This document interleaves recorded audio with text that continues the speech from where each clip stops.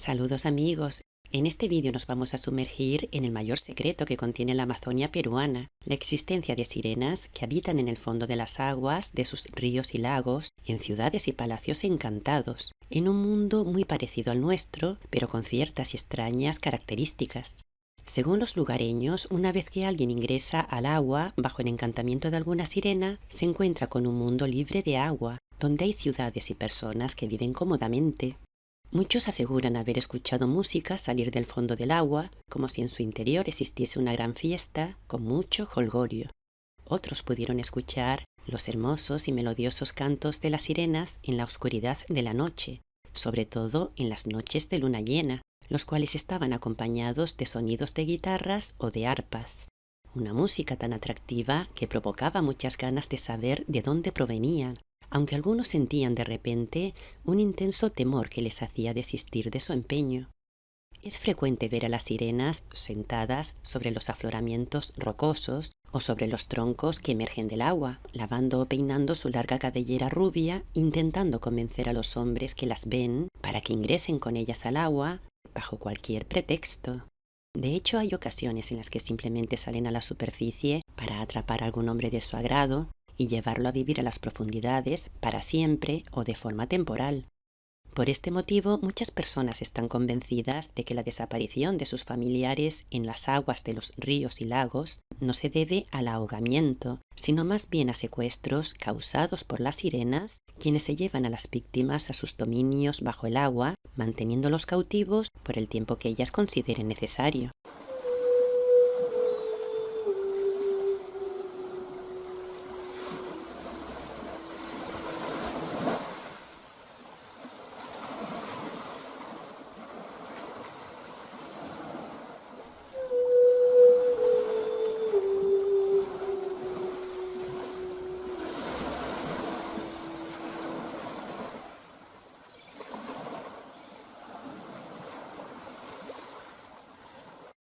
Los prisioneros solo pueden ser liberados de las profundidades gracias a la acción de ciertos brujos especializados. Y si una víctima logra retornar a la superficie, lo hace en otra región, ciudad o país, totalmente desnudo y desorientado, y después de años de habérsele dado por perdido o por muerto. Alguien que vivió algo similar fue Zacarías, quien después de tomar ayahuasca desapareció sin dejar rastro. Tras 2 años sin saberse nada de él, un día apareció en el lago de Mayea, a muchos kilómetros de donde había desaparecido. Zacarías confesó que vivía feliz ahí dentro, pero que no le gustaba el lobo porque había sido malo. Dijo así: «Yo entré al agua y sentí que estaba en otro mundo, pero respirando aire. Un mundo interior muy parecido al de la superficie, pero en donde el lobo, las boas y los caimanes son gentes». Por este y otros motivos, muchos temen a las sirenas, y los moradores de las orillas cuidan a sus niños, evitando que vayan solos a bañarse en sus aguas, siendo común oír el mensaje «no te vaya a llevar la sirena», porque ellas pueden adular y engañar a sus víctimas para llevárselas a lo profundo del agua, causando una fascinación y encanto en los hombres que logran verlas, a quienes sumen en una nostalgia y tristeza enormes si no las vuelven a ver. Desde entonces se sienten profundamente atraídos por las aguas donde las vieron emerger. La atracción hipnótica que ellas ejercen es tal que algunos varones terminan levantándose por las noches de sus camas, dirigiéndose a la fuente de agua, con la idea de arrojarse a ella, teniendo muchas veces que ser forzados por sus familiares para no hacerlo. Una mañana del año 1987, en una comunidad situada en Río Alto de Madre de Dios, en la provincia del Manu, eran alrededor de las 2 de la madrugada cuando Luis Quiramo se encontraba fuera de la casa. Entonces entró inquieto, cogió su machete y, sin decir nada a su esposa, desapareció durante 2 días.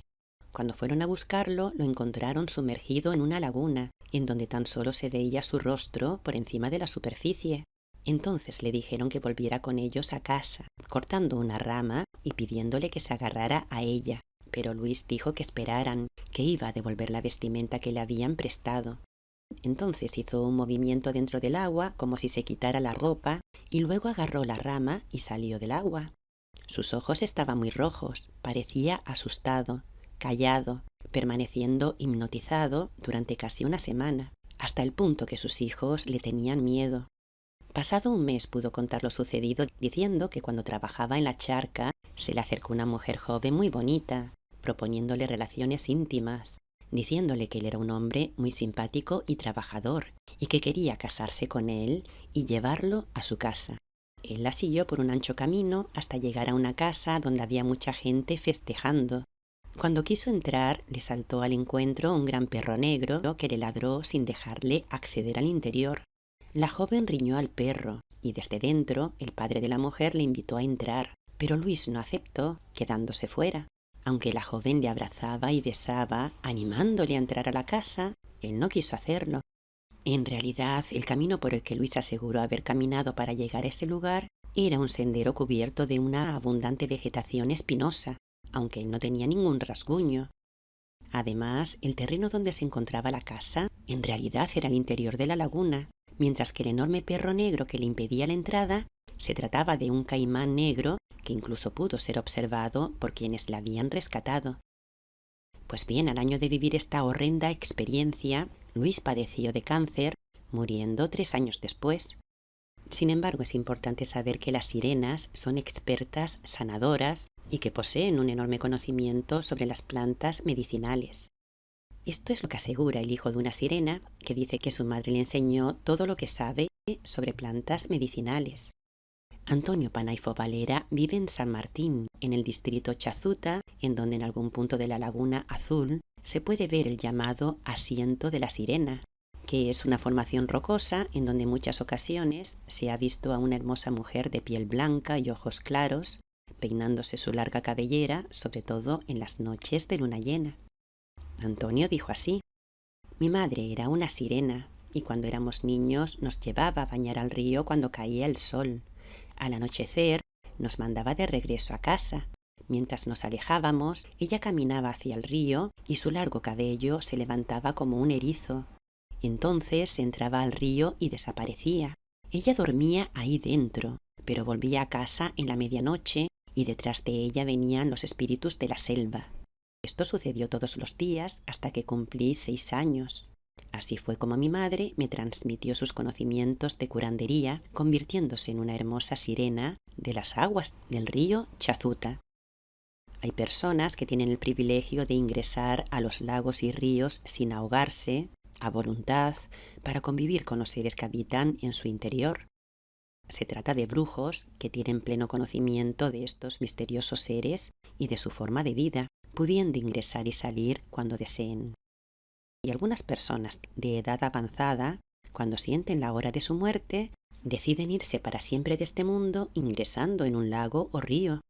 En la década de los 90, un anciano que vivía al borde del lago Tres Chimbadas solía decir a sus vecinos que pronto se iría a vivir al lago, porque él aseguraba que cuando se metía en el agua, allí había un pueblo, una ciudad, y que iría a vivir a esa tierra, ya que en ese lugar había conocido a una mujer con la que pensaba casarse.